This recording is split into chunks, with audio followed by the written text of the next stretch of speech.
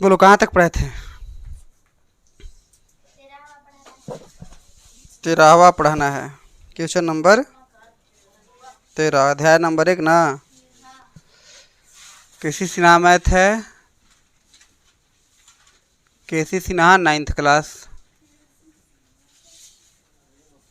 Chapter number, question number 13। देखो पहले question को एक बार पढ़ लो, उसके बाद कैसे बनेगा उसके बारे में जानेंगे। यह एनसीईआरटी का प्रश्न है कि 1 और 2 के बीच 5 परिमेय संख्या ज्ञात करें। हम बतलाए थे कि 2 परिमेय संख्याओं के बीच अपरिमित रूप से अनेक परिमेय संख्याएं या फिर परिमेय संख्याएं होती है। अपरिमेय भी होता है और परिमेय भी होता है 2 परिमेय संख्याओं के बीच। तो ये पूछा है कि 1 और 2 के बीच 5 परिमेय संख्या ज्ञात करें। देखो हम डायरेक्टली इसका फॉर्मूला भी बतलाए थे तुम लोग को, और नहीं तो बतलाए थे कि बीच वाला क्या करो, संख्या ज्ञात करो। तो बीच वाला संख्या ज्ञात करने के लिए क्या बोले थे कि 1 और 2 को जोड़कर दूल्हे भाग कर दो, बोले थे ना। फिर जितना आएगा उतना में उतना को और 1 को जोड़कर फिर 2 से भाग कर दो, फिर उतना को और 2 को जोड़कर फिर 2 से भाग कर दो, ऐसे बोले थे। नहीं तो एक और तरीका बतलाए थे कि हर को बराबर कर लो। तो कैसे करेंगे, तो देखो यहाँ पर कितना दिया है, 5 परिमेय संख्या ज्ञात करने के लिए दिया है। तो n बराबर कितना हो जाएगा, 5 + 1, मान लो 6। कितना, 5 + 1 करोगे तो 6 होगा ना। अब 1 में तुम 6/6 से गुणा कर लो, कौन अंतर पड़ेगा, इसको क्या कहेंगे 6/6। 2 में 6/6 से गुणा कर लो, 12/6। हर बराबर है। अब 6/6 और 12/6 के बीच 5 परिमेय संख्या, 5 परिमेय संख्या। तो 7/6, 8/6, 9/6, 10/6, 11/6, 5 को हो गया। यही आंसर। जरूरी नहीं है कि यह आंसर तुम लोग के किताबों में आया हो, क्योंकि पहले ही बतलाया तुम लोग कि 2 परिमेय संख्याओं के बीच में अपरिमित रूप से अनेक परिमेय संख्याएं होती है। तो ये आंसर हो गया। बहुत सारा तरीका है, 3-4 को मेथड तुम लोग को हम बतलाए थे जब थ्योरी पढ़ा रहे थे। तो ठीक है, तो ये तुम लोग का आंसर हो गया। अब हकीकत में अंत में क्या लिख लेंगे, अतः 1 और 2 के बीच 5 परिमेय संख्या, 5 परिमेय संख्या। कितना लड़का बोला सर जी कटा दी ही, हाँ तो कटा भी सकते हो। अगर तुम कटाओगे तो क्या कहोगे, यहाँ पर 4 है, यहाँ पर 3, यहाँ पर 3 है, यहाँ पर 2, यहाँ पर 5, यहाँ पर 3, ये नहीं कटेगा। तो इसको भी ऐसे तो लिख सकते हो ना कि 7/6, 4/3, 3/2, 5/3, 11/6।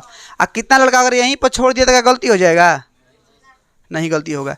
लेकिन परिमेय संख्या का परिभाषा का होता क्या है कि P और Q का होना चाहिए, सहभाज्य संख्या होना चाहिए, कोई एक के अलावा कोई दूसरा संख्या नहीं काटना चाहिए उसको। लेकिन यहाँ पर है काट रहा है, तो इसलिए ये सब लिख दिए हैं। बात समझ में आया तो लोग को, तो कर लो इसको जल्दी, चलेगा उतना। तो क्वेश्चन नंबर अब 14 करते हैं। 3/5 और 4/5 के बीच 5 परिमेय संख्या ज्ञात करें। 5 ना इसमें 5 दिया है, तो 5 परिमेय संख्या ज्ञात करना है। हम इसको भी जस्ट वैसे करेंगे। देखो यहाँ पर 5 है ना, जब अगर हर बराबर रहे तो परिमेय संख्या निकालने में कोई दिक्कतें नहीं होगा। जैसे कि यहाँ पर देखो 3/5 है ना, पहले n का वैल्यू ज्ञात कर लेंगे। जैसे कि n बराबर कितना हो जाएगा, 5 + 1, n बराबर मान लो 6, n बराबर 6 मान लेते हैं हम लोग, ठीक है। तो 3/5 जो है, 3/5 में कितना से गुणा करेंगे, 6/6 से, कितना हो जाएगा, 6 3 18, 18/30 से, ये कितना हो जाएगा, 4/5, 6/6, 24 है, 24/30 है। अब क्या लिखेंगे हम लोग कि 18/30 और 24/30, 18/30 और 24/30 के बीच 5 परिमेय संख्या। एक बात हमेशा याद रखना कि हर हमेशा बराबर होना चाहिए। देख लो हर बराबर है कि नहीं है, यहाँ पर 5 है तो यहाँ पर भी 5 है, यहाँ पर 30 है तो यहाँ पर भी 30 है ना, हर बराबर है। तो हर बराबर होना चाहिए तभी जाकर वो संख्या होगा। तब यहाँ पर लिखेंगे क्या, 19/30, 20/30, 21/30, 22/30, 23/30। अब जो कटने लायक है ना उसको कटा भी सकते हो वरना छोड़ भी सकते हो। कटा लोगे तो बेस्ट होगा और लिख लोगे क्या, 3/5 और 4/5 के बीच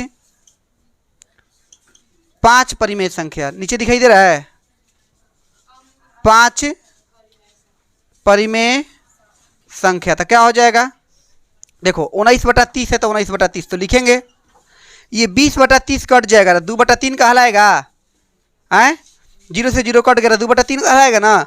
21/30, 22 कट जाएगा 11, ये 15, 11/15, ये तो इतना ही रह जाएगा, 11/15, ये हो जाएगा 23/30, इन्हीं में कटेगा।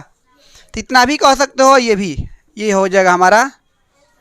बात समझ में आया तो लोग को, 21/30 कट जाएगा तो कटा लो, कितना कटेगा, देखो यहाँ पर 3 से कटाएंगे 7 बार में, 3 से कटाएंगे 10 बार में, तो 7/10। बातें समझ में आ गई तो लोग को, कर लो जल्दी इसको।